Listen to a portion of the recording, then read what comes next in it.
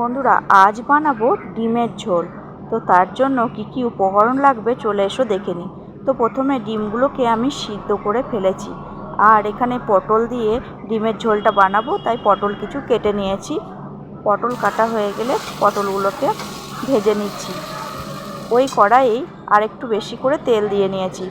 তো তার সঙ্গে দুটো তেজপাতা দিয়ে দিলাম, একটু 5 ফোড়ন দিয়ে দিলাম।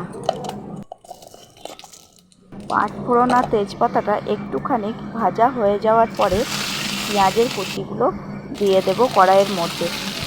কড়াইয়ের মধ্যে পেঁয়াজ কুচিটাকে দিয়ে ভালো করে ভেজে নিতে হবে, একটু লাল লাল করে ভেজে নিলেই হবে। তারপর আদা রসুনের পেস্টটা দিয়ে আবারও বেশ কিছুক্ষণ নাড়াচাড়া করে নিতে হবে, যেহেতু আদা রসুনের একটা কাঁচা গন্ধ থাকে, সেই কাঁচা গন্ধটা যাতে না থাকে তার জন্য একটু নাড়াচাড়া করে নিতে হবে। এরপরে গুঁড়ো মশলাগুলোকে এক এক করে দিয়ে দেব। প্রথমে দিয়ে দিলাম হলুদ গুঁড়ো, পরিমাণ মতো লবণ, পরিমাণ মতো জিরে গুঁড়ো, আর দিয়ে দেব কিছুটা লঙ্কার গুঁড়ো। তো তারপরে এক ছিপ জল দিয়ে ভালো করে নাড়াচাড়া করে নিতে হবে। বেশ কিছুক্ষণ ধরে মশলাটাকে কষিয়ে নিতে হবে। তো মশলাটা থেকে তেল ছাড়তে শুরু করবে, তখনই একটু স্বাদ অনুসারে চিনি দিয়ে দিলাম। তো চিনিটা তেলের ওপরেও দেওয়া যায়। তো মশলাটা কষানো হয়ে গেছে আমার এখানে। এরপরে আমি প্রথমে পটলগুলোকে দিয়ে নেব। তো ভেজে রাখা পটলগুলোকে আমি এক এক করে দিয়ে দিলাম। এরপর পটলটাকে একবার মশলার সঙ্গে কষিয়ে নেব।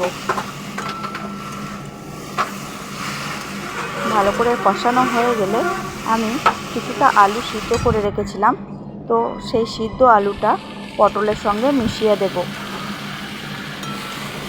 এরপর আবারও একবার নাড়াচাড়া করে নিতে হবে। আলু আর পটলটাকে মশলার সঙ্গে কষানো পরে পরিমাণ মতো জল দিয়ে নিতে হবে। তো এখানে আমি পরিমাণ মতো জল নিয়ে নিয়েছি। তো তোমরা যতটা পরিমাণ জল নেবে ততটাই নিয়ে নেবে। তো এরপরে আমি একটা ঢাকনা চাপা দিয়ে দেব, যাতে ভালোভাবে ফুটে যায় আর খুব তাড়াতাড়ি ফুটে যায়। তো বেশ কিছুক্ষণ ফুটতে দিয়েছিলাম।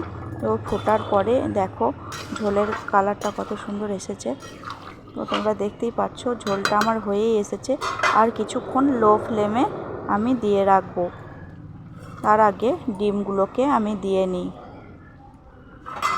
ডিমগুলো দিয়ে কিছুক্ষণ আমি লো ফ্লেমে ফুটিয়ে নেব।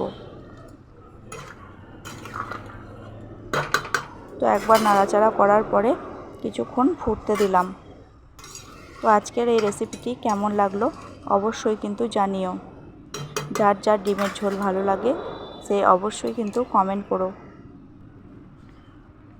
তো দেখো কালার ছেড়ে গেছে, কত সুন্দর একটা কালার এসছে এদিকে ওদিকে করে।